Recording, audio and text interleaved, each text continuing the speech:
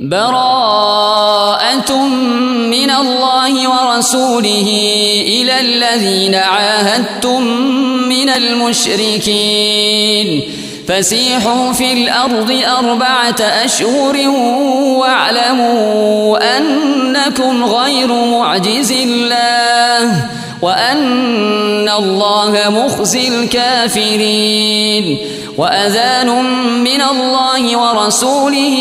إلى الناس يوم الحج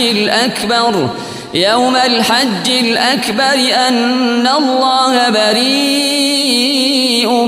من المشركين ورسوله فإن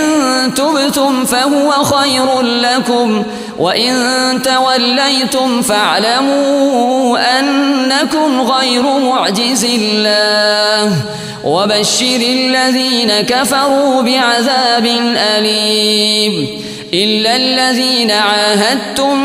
من المشركين ثم لم ينقصوكم شيئا ولم يظاهروا عليكم أحدا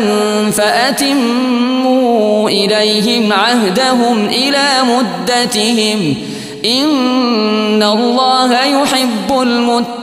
المتقين. فإذا انسلخ الأشهر الحرم فاقتلوا المشركين حيث وجدتموهم وخذوهم واحصروهم واقعدوا لهم كل مرصد فإن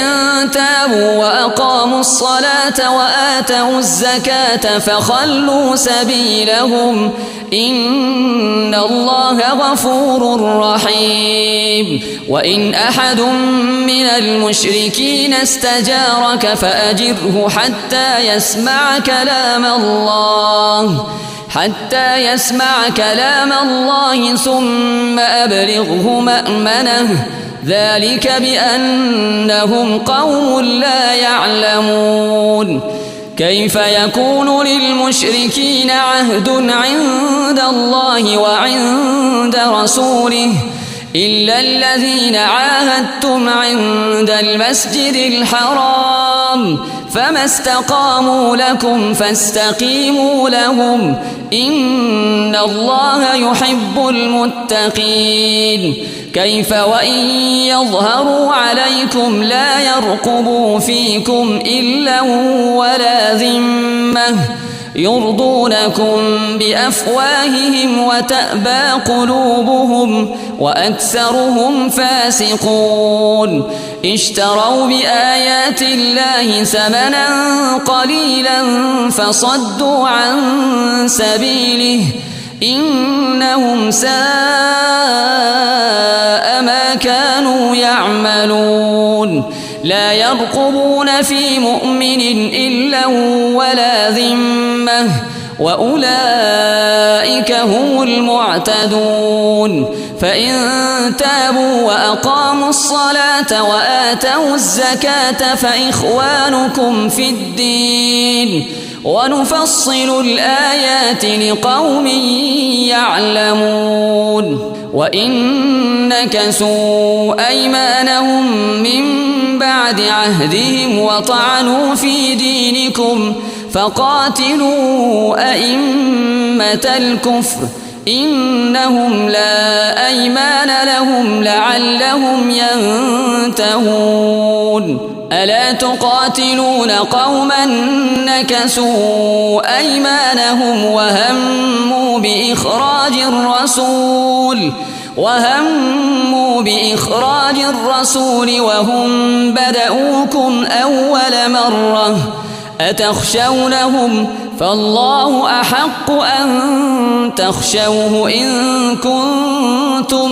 مؤمنين. قاتلوهم يعذبهم الله بأيديكم ويخزهم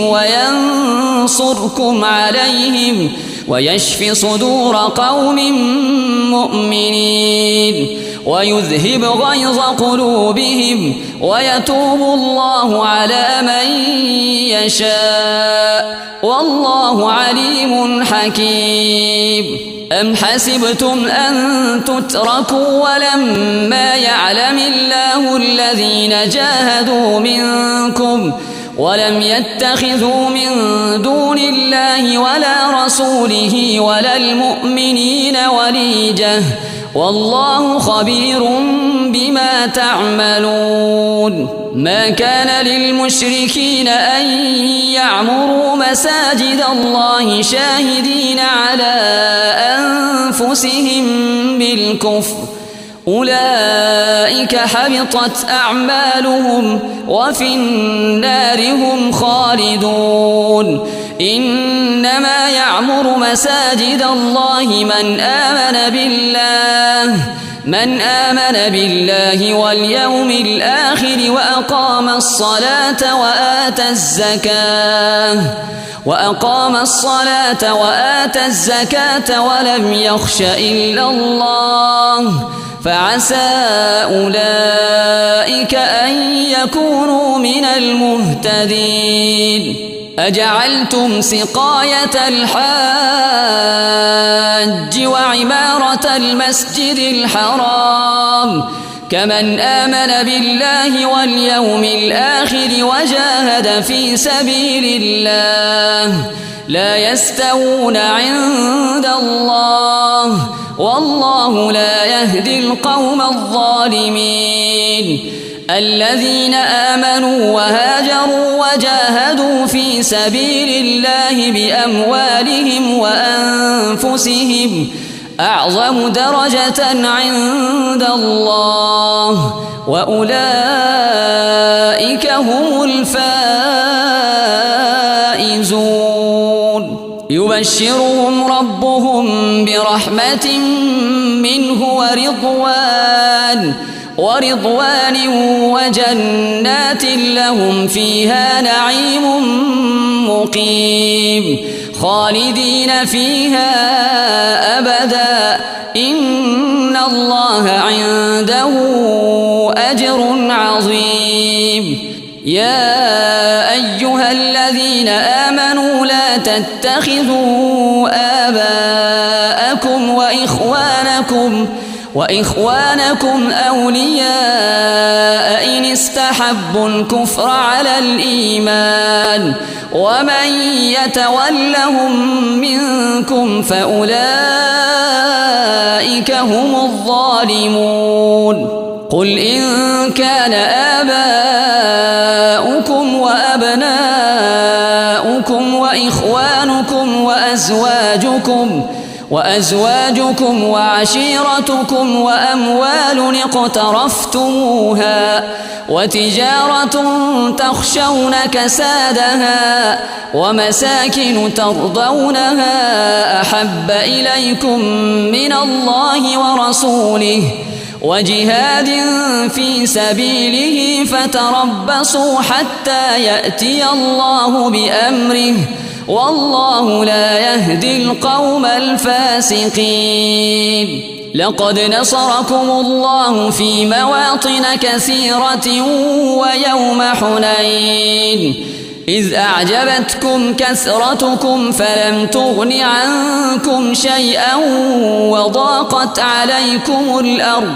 وضاقت عليكم الأرض بما رحبت ثم وليتم مدبرين ثم أنزل الله سكينته على رسوله وعلى المؤمنين وأنزل جنودا لم تروها وعذب الذين كفروا وذلك جزاء الكافرين ثم يتوب الله من بعد ذلك على من يشاء والله غفور رحيم يا أيها الذين آمنوا إنما المشركون نجس فلا يقربوا المسجد الحرام بعد عامهم هذا وإن خفتم عيلة فسوف يغنيكم الله من فضله إن شاء إن الله عليم حكيم قال قاتلوا الذين لا يؤمنون بالله ولا باليوم الآخر ولا يحرمون ما حرم الله ورسوله ولا يدينون دين الحق من الذين أوتوا الكتاب حتى يعطوا الجزية عن يد وهم صاغرون. وقالت اليهود عزير ابن الله وقالت النصارى المسيح ابن الله، ذلك قولهم بأفواههم يضاهئون قول الذين كفروا من قبل قاتلهم الله أنى يؤفكون. اتخذوا أحبارهم ورهبانهم أربابا من دون الله والمسيح ابن مريم، وما أمروا إلا ليعبدوا إلها واحدا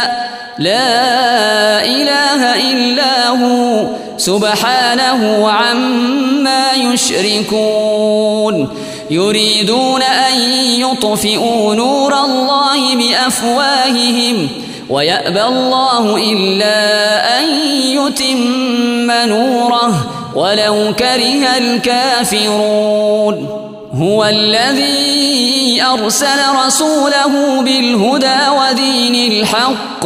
ودين الحق ليظهره على الدين كله ولو كره المشركون. يا أيها الذين آمنوا إن كثيرا من الأحبار والرهبان ليأكلون أموال الناس بالباطل ويصدون عن سبيل الله، والذين يكنزون الذهب والفضة ولا ينفقونها في سبيل الله فبشرهم بعذاب أليم. يوم يحمى عليها في نار جهنم فتكوى بها جباههم وجنوبهم وظهورهم هذا ما كنزتم لأنفسكم فذوقوا ما كنتم تكنزون. إن عدة الشهور عند الله 12 شهرا في كتاب الله يوم خلق السماوات والأرض منها 4 حرم ذلك الدين القيم فلا تظلموا فيهن أنفسكم وقاتلوا المشركين كافة كما يقاتلونكم كافة واعلموا أن الله مع المتقين. إنما النسيء زيادة في الكفر يضل به الذين كفروا يحلونه عاما ويحرمونه عاما ليواطئوا عدة ما حرم الله فيحلوا ما حرم الله. زين لهم سوء أعمالهم والله لا يهدي القوم الكافرين. يا أيها الذين آمنوا ما لكم إذا قيل لكم انفروا في سبيل الله اثاقلتم إلى الأرض أرضيتم بالحياة الدنيا من الآخرة فما متاع الحياة الدنيا في الآخرة إلا قليل. إلا تنفروا يعذبكم عذابا أليما ويستبدل قوما غيركم ولا تضروه شيئا والله على كل شيء قدير. إلا تنصروه فقد نصره الله إذ أخرجه الذين كفروا ثاني اثنين إذ هما في الغار إذ يقول لصاحبه لا تحزن إن الله معنا فأنزل الله سكينته عليه وأيده بجنود لم تروها وجعل كلمة الذين كفروا السفلى وكلمة الله هي العليا والله عزيز حكيم انفروا خفافا وثقالا وجاهدوا بأموالكم وأنفسكم في سبيل الله ذلكم خير لكم إن كنتم تعلمون لو كان عرضا قريبا وسفرا قاصدا لاتبعوك ولكن بعدت عليهم الشقة وسيحلفون بالله لو استطعنا لخرجنا معكم يهلكون أنفسهم والله يعلم إنهم لكاذبون عفى الله عنك لم أذنت لهم حتى يتبين لك الذين صدقوا وتعلم الكاذبين لا يستأذنك الذين يؤمنون بالله واليوم الآخر أن يجاهدوا بأموالهم وأنفسهم والله عليم بالمتقين إنما يستأذنك الذين لا يؤمنون بالله واليوم الآخر وارتابت قلوبهم فهم في ريبهم يترددون ولو أرادوا الخروج لأعدوا له عدة ولكن كره الله بعاثهم فثبطهم وقيل اقعدوا مع القاعدين لو خرجوا فيكم ما زادوكم إلا خبالا ولأوضعوا خلالكم يبغونكم الفتنة وفيكم سماعون لهم والله عليم بالظالمين لقد ابتغوا الفتنة من قبل وقلبوا لك الأمور حتى جاء الحق وظهر أمر الله وهم كارهون ومنهم من يقول ائذن لي ولا تفتني ألا في الفتنة سقطوا وإن جهنم لمحيطة بالكافرين إن تصبك حسنة تسؤهم وإن تصبك مصيبة يقولوا قد أخذنا أمرنا من قبل ويتولوا وهم فرحون قل لن يصيبنا إلا ما كتب الله لنا هو مولانا وعلى الله فليتوكل المؤمنون قل هل تربصون بنا إلا إحدى الحسنيين ونحن نتربص بكم أن يصيبكم الله بعذاب من عنده أو بأيدينا فتربصوا إنا معكم متربصون قل أنفقوا طوعا أو كرها لن يتقبل منكم إنكم كنتم قوما فاسقين وما منعهم أن تقبل منهم نفقاتهم إلا أنهم كفروا بالله ولا يأتون الصلاة إلا وهم كسالى ولا ينفقون إلا وهم كارهون فلا تعجبك أموالهم ولا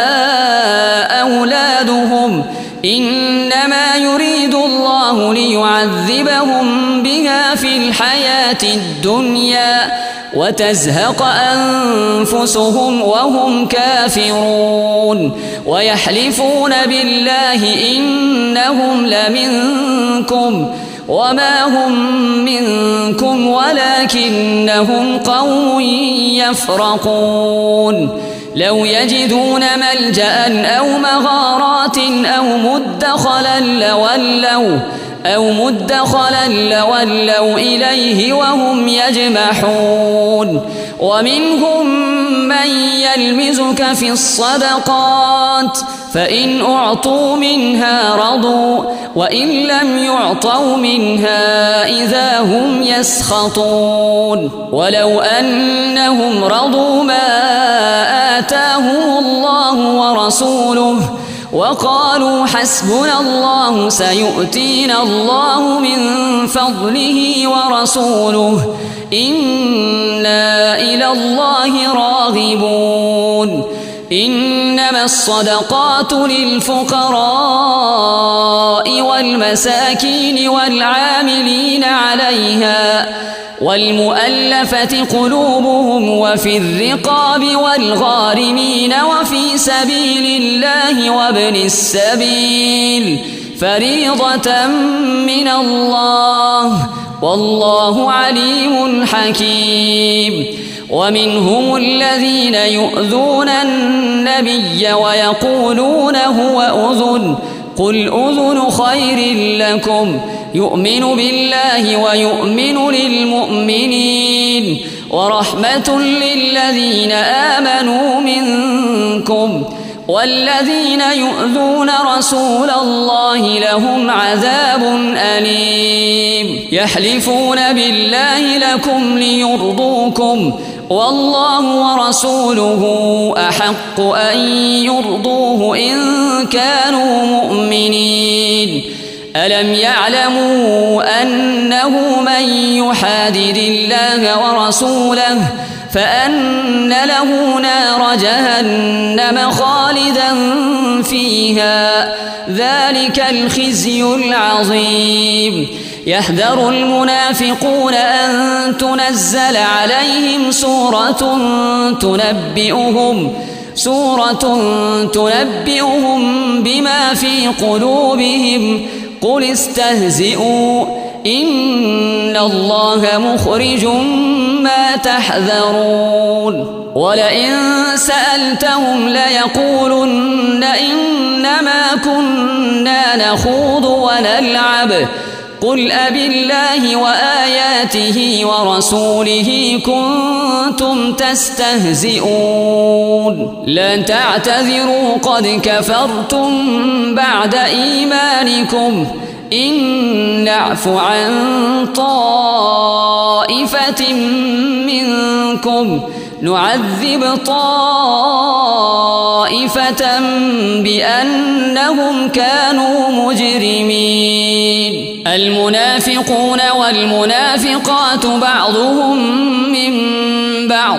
يأمرون بالمنكر وينهون عن المعروف ويقبضون أيديهم نسوا الله فنسيهم إن المنافقين هم الفاسقون وعد الله المنافقين والمنافقات والكفار نار جهنم خالدين فيها هي حسبهم ولعنهم الله ولهم عذاب مقيم كالذين من قبلكم كانوا أشد منكم قوة وأكثر أموالا وأولادا فاستمتعوا بخلاقهم فاستمتعتم بخلاقكم كما استمتع الذين من قبلكم بخلاقهم وخضتم كالذي خاضوا أولئك أولئك حبطت أعمالهم في الدنيا والآخرة وأولئك هم الخاسرون. ألم يأتهم نبأ الذين من قبلهم قوم نوح وعاد وثمود وقوم إبراهيم وأصحاب مدين والمؤتفكات أتتهم رسلهم بالبينات فما كان الله ليظلمهم ولكن كانوا أنفسهم يظلمون. والمؤمنون والمؤمنات بعضهم أولياء بعض يأمرون بالمعروف وينهون عن المنكر ويقيمون الصلاة ويؤتون الزكاة ويطيعون الله ورسوله أولئك سيرحمهم الله إن الله عزيز حكيم. وعد الله المؤمنين والمؤمنات جنات تجري من تحتها الأنهار خالدين فيها ومساكن طيبة في جنات عدن ورضوان من الله أكبر ذلك هو الفوز العظيم. يا أيها النبي جاهد الكفار والمنافقين واغلظ عليهم ومأواهم جهنم وبئس المصير. يحلفون بالله ما قالوا ولقد قالوا كلمة الكفر وكفروا بعد إسلامهم وهموا بما لم ينالوا وما نقموا إلا أن أغناهم الله ورسوله من فضله فإن يتوبوا يك خيرا لهم وإن يتولوا يعذبهم الله عذابا أليما في الدنيا والآخرة وما لهم في الأرض من ولي ولا نصير. ومنهم من عاهد الله لئن آتانا من فضله لنصدقن ولنكونن من الصالحين فلما آتاهم من فضله بخلوا به وتولوا وهم معرضون فأعقبهم نفاقا في قلوبهم إلى يوم يلقونه بما أخلفوا الله ما وعدوه وبما كانوا يكذبون. ألم يعلموا أن الله يعلم سرهم ونجواهم وأن الله علام الغيوب. الذين يلمزون المطوعين من المؤمنين في الصدقات والذين لا يجدون إلا جهدهم فيسخرون منهم سخر الله منهم ولهم عذاب أليم. استغفر لهم أو لا تستغفر لهم إن تستغفر لهم 70 مرة فلن يغفر الله لهم ذلك بأنهم كفروا بالله ورسوله والله لا يهدي القوم الفاسقين. فرح المخلفون بمقعدهم خلاف رسول الله وكرهوا أن يجاهدوا بأموالهم وأنفسهم في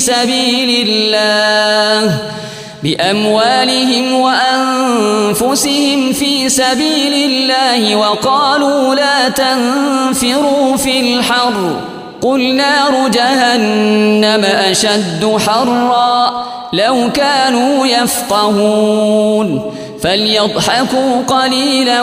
وليبكوا كثيرا جزاء بما كانوا يكسبون. فإن رجعك الله إلى طائفة طائفة منهم فاستأذنوك للخروج فقل لن تخرجوا معي أبدا ولن تقاتلوا معي عدوا إنكم رضيتم بالقعود أول مرة فاقعدوا مع الخالفين ولا تصل على أحد منهم مات أبدا ولا تقم على قبره إنهم كفروا بالله ورسوله وماتوا وهم فاسقون ولا تعجبك أموالهم وأولادهم إنما يريد الله أن يعذبهم بها في الدنيا وتزهق أنفسهم وهم كافرون وإذا أنزلت سورة أن آمنوا بالله وجاهدوا مع رسوله استأذنك أولو الطول منهم وقالوا ذرنا نكن مع القاعدين رضوا بأن يكونوا مع الخوالف وطبع على قلوبهم فهم لا يفقهون لكن الرسول والذين آمنوا معه جاهدوا بأموالهم وأنفسهم وأولئك لهم الخيرات وأولئك هم المفلحون أعد الله لهم جنات تجري من تحتها الأنهار خالدين فيها ذلك الفوز العظيم وجاء المعذرون من الأعراب ليؤذن لهم وقعد الذين كذبوا الله ورسوله سيصيب الذين كفروا منهم عذاب أليم ليس على الضعفاء ولا على المرضى ولا على الذين لا يجدون ما ينفقون حرج إذا نصحوا لله ورسوله ما على المحسنين من سبيل والله غفور رحيم ولا على الذين إذا ما أتوك لتحملهم قلت لا أجد ما أحملكم عليه تولوا وأعينهم تفيض من الدمع حزنا ألا يجدوا ما ينفقون إنما السبيل على الذين يستأذنونك وهم أغنياء رضوا بأن يكونوا مع الخوالف وطبع الله على قلوبهم فهم لا يعلمون يعتذرون إليكم إذا رجعتم إليهم قل لا تعتذروا لن نؤمن لكم قد نبأنا الله من أخباركم وسيرى الله عملكم ورسوله ثم تردون إلى عالم الغيب والشهادة فينبئكم بما كنتم تعملون سيحلفون بالله لكم إذا انقلبتم إليهم لتعرضوا عنهم فأعرضوا عنهم إنهم رجس ومأواهم جهنم جزاء بما كانوا يكسبون يحلفون لكم لترضوا عنهم فإن ترضوا عنهم فإن الله لا يرضى عن القوم الفاسقين الأعراب أشد كفرا ونفاقا وأجدر ألا يعلموا حدود ما أنزل الله على رسوله والله عليم حكيم ومن الأعراب من يتخذ ما ينفق مغرما ويتربص بكم الدوائر عليهم دائرة السوء والله سميع عليم. ومن الأعراب من يؤمن بالله واليوم الآخر ويتخذ ما ينفق قربات عند الله وصلوات الرسول ألا إنها قربة لهم سيدخلهم الله في رحمته إن الله غفور رحيم. والسابقون الأولون من المهاجرين والأنصار والذين اتبعوهم بإحسان رضي الله عنهم ورضوا عنه وأعد لهم جنات تجري تحتها الأنهار خالدين فيها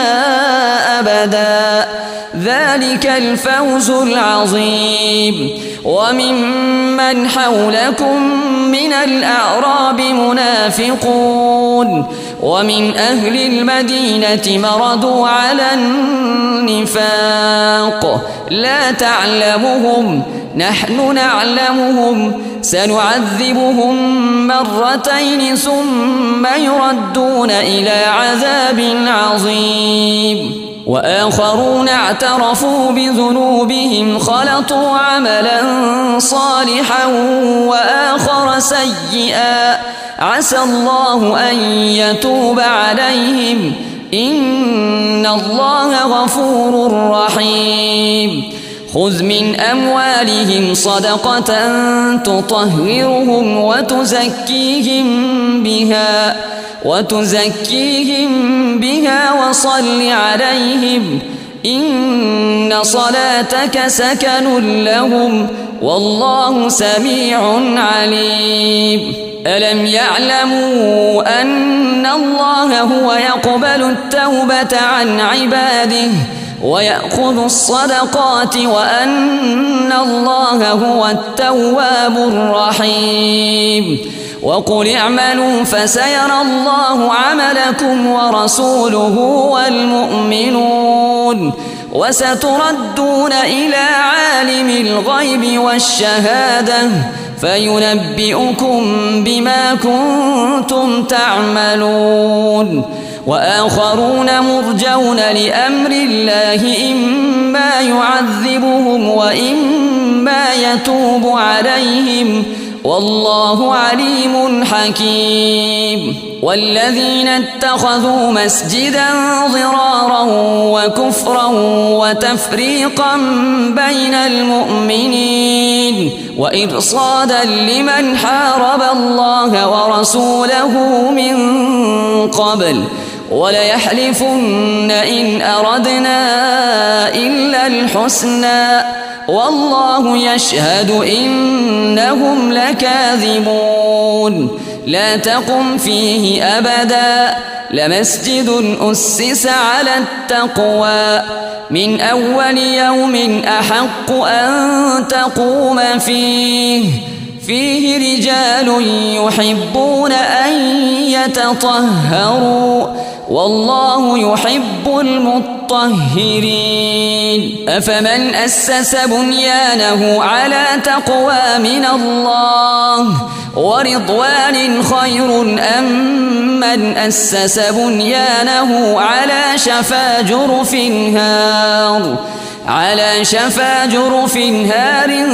فانهار به في نار جهنم والله لا يهدي القوم الظالمين. لا يزال بنيانهم الذي بنوا ريبة في قلوبهم إلا أن تقطع قلوبهم والله عليم حكيم. إن الله اشترى من المؤمنين أنفسهم وأموالهم بأن لهم الجنة يقاتلون في سبيل الله فيقتلون ويقتلون وعدا عليه حقا في التوراة والإنجيل والقرآن ومن أوفى بعهده من الله فاستبشروا ببيعكم الذي بايعتم به وذلك هو الفوز العظيم. التائبون العابدون الحامدون السائحون الراكعون الساجدون الآمرون بالمعروف والناهون عن المنكر والحافظون لحدود الله وبشر المؤمنين. ما كان للنبي والذين آمنوا أن يستغفروا للمشركين ولو كانوا أولي قربى من بعد ما تبين لهم أنهم أصحاب الجحيم. وما كان استغفار إبراهيم لأبيه إلا عن موعدة وعدها إياه فلما تبين له أنه عدو لله تبرأ منه إن إبراهيم لأواه حليم. وما كان الله ليضل قوما بعد إذ هداهم حتى يبين لهم ما يتقون إن الله بكل شيء عليم. إن الله له ملك السماوات والأرض يحيي ويميت وما لكم من دون الله من ولي ولا نصير. لقد تاب الله على النبي والمهاجرين والأنصار الذين اتبعوه في ساعة العسرة من بعد ما كاد يزيغ قلوب فريق منهم ثم تاب عليهم إنه بهم رؤوف رحيم. وعلى الثلاثة الذين خلفوا حتى إذا ضاقت عليهم الأرض بما رحبت وضاقت عليهم أنفسهم وظنوا أن لا ملجأ من الله إلا إليه ثم تاب عليهم ليتوبوا إن الله هو التواب الرحيم. يا أيها الذين آمنوا اتقوا الله وكونوا مع الصادقين. ما كان لأهل المدينة ومن حولهم من الأعراب أن يتخلفوا عن رسول الله ولا يرغبوا بأنفسهم عن نفسه ذلك بأنهم لا يصيبهم ظمأ ولا نصب ولا مخمصة في سبيل الله ولا يطؤون موطئا يغيظ الكفار ولا ينالون من عدو نيلا إلا كتب لهم به عمل صالح إن الله لا يضيع أجر المحسنين. ولا ينفقون نفقة صغيرة ولا كبيرة ولا يقطعون واديا إلا كتب لهم ليجزيهم الله أحسن ما كانوا يعملون. وما كان المؤمنون لينفروا كافة فلولا نفر من كل فرقة منهم طائفة طائفة ليتفقهوا في الدين ولينذروا قومهم إذا رجعوا إليهم لعلهم يحذرون يا أيها الذين آمنوا قاتلوا الذين يلونكم من الكفار وليجدوا فيكم غلظة واعلموا أن الله مع المتقين وإذا ما أنزلت سورة فمنهم من يقول أيكم زادته هذه إيمانا فأما الذين آمنوا فزادتهم إيمانا وهم يستبشرون وأما الذين في قلوبهم مرض فزادتهم رجسا إلى رجسهم وماتوا وهم كافرون أولا يرون أنهم يفتنون في كل عام مرة أو مرتين ثم لا يتوبون ولا هم يذكرون وإذا ما أنزلت سورة نظر بعضهم إلى بعض هل يراكم من أحد ثم انصرفوا صرف الله قلوبهم بأنهم قوم لا يفقهون لقد جاءكم رسول من أنفسكم عزيز عليه ما عنتم حريص عليكم بالمؤمنين رؤوف رحيم فإن تولوا فقل حسبي الله لا إله إلا هو عليه توكلت وهو رب العرش العظيم نازل دے پسردار دو جہاں درب کتاب پمینا منا والول قرآن درب کتاب پمینا منا والول قرآن درب کتاب نازل دے پسردار دو جہاں درب کتاب پمینا منا والول قرآن درب کتاب پمینا منا والول قرآن درب کتاب دی غرونو قبول نکڑا دریابونو قبول نکڑا دی غرونو قبول نکڑا دریابونو قبول نکڑا دی غرونو قبول نکڑا دریابونو قبول نکڑا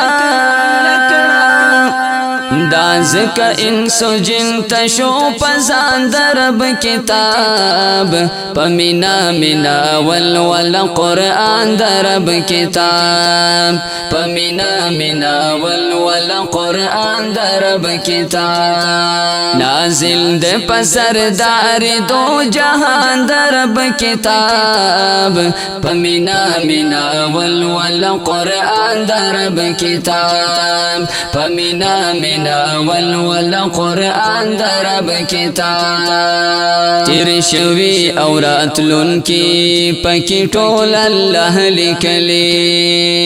تیر شوی اورات لن کی پکی ٹول اللہ لکلی تیر شوی اورات لن کی پکی ٹول اللہ لکلی پغور باندی کڑی ہر یو بیان درب کتاب پمینا منا والول قرآن درب کتاب پمینا منا والول قرآن درب کتاب نازل دے پسردار دو جہاں درب کتاب پمینا منا والول قرآن درب کتاب پمینا منا والول قرآن درب کتاب مشکل بدی آسان شی کعمل ور باندی وکڑی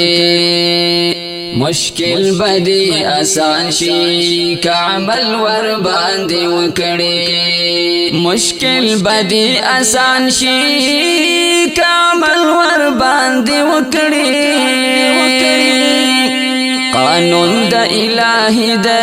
په جهان د رب کتاب په مینا مینا ول قرآن د رب کتاب په مینا مینا ول قرآن د رب کتاب نازل د په سردار دو جهان د رب کتاب په مینا مینا ول قرآن د رب کتاب په مینا مینا ول